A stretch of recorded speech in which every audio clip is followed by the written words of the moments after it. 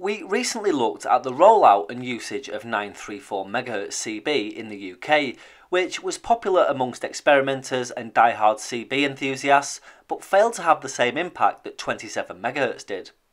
Ideas for a high-band UHF system around 900 MHz were floated for other countries such as the USA, but these never took off. In Japan, however, things were very different. In 1982, after years of making equipment for other countries, the Japanese were allocated their own CB service within high-band UHF between 903 and 904 MHz. The Japanese government introduced the usage of a two-way radio service known as the Personal Radio Service, or PRS.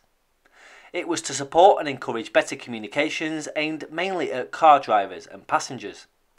They were mainly used in the business arena, such as in communications between base stations and mobiles, where a private or small-sized company managed employees using cars for services and deliveries.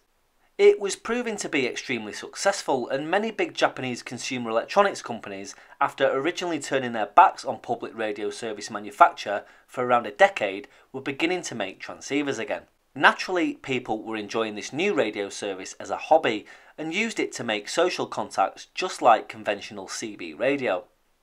The usage of the radio service reached its peak in the early 1990s as the number of stations active rose up to more than 2 million. But like many other services, it sharply declined as the mobile phone became more and more accessible.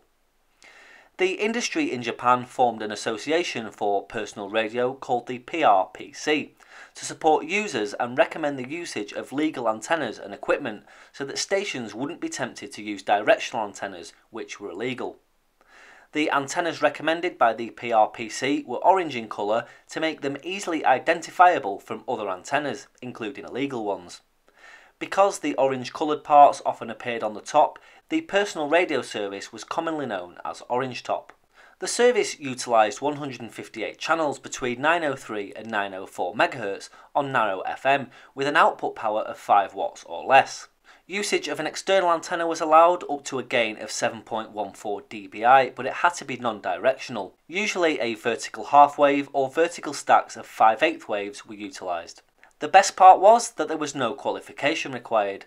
A licence for a station was required, but this was just a matter of an application which would almost certainly be accepted.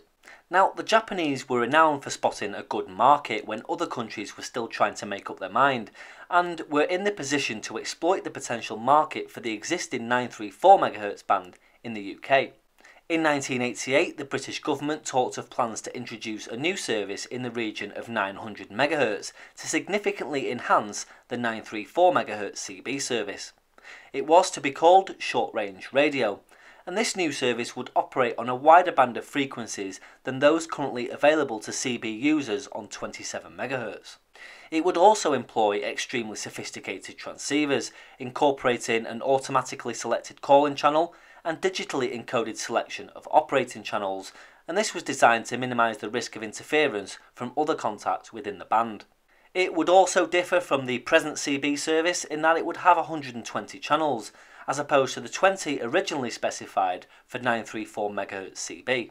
The idea behind short-range radio originally came from Japan, where the 903 MHz service had already been available for a number of years and had proven to be extremely popular, with an estimated 700,000 sets in use by the late 1980s. Now, Britain wasn't the first European country to emulate the Japanese with its 934 MHz service. In 1984, the Swiss followed the Japanese PRS system with what seemed at the time a service destined to become a US and European standard between 934 and 935 MHz. However, the UK stayed put and didn't explore the personal radio service or short-range radio service any further. The government, as well as 934 MHz CB users, saw little to suggest that the short-range radio rigs would be any cheaper than the current range of CB radios available. The view was that the Japanese housewife may be perfectly willing to spend up to £400 for a rig she can take shopping with her, but it was unlikely that her British counterpart would be prepared to do so, especially since short-range radio would offer no greater range than present 934 MHz rigs. You have to remember that the general public were not necessarily radio enthusiasts. In those days, CB was mainly social, so for short-range radio to gain wide acceptance, it had to offer a high degree of usability at a fair cost. During the 1980s, 934 MHz rigs changed hands pretty easily on the second-hand market, but most dealers seemed to agree that there was very little demand for new ones. This indicated that the number of users remained fairly constant, and it was unrealistic to assume that simply changing the name, increasing the number of channels and adding a few extra features would create a significant increase in demand for this part of the spectrum. Although it was being enjoyed amongst enthusiasts, the UK's first public UHF 934 MHz service had really failed to take off in a big way, and there was danger that its potential successor could go the same way. The 934 MHz service in the UK limped on until December 31st, 1998, when the ban was withdrawn altogether. It's unclear whether its Japanese counterpart continues to this day.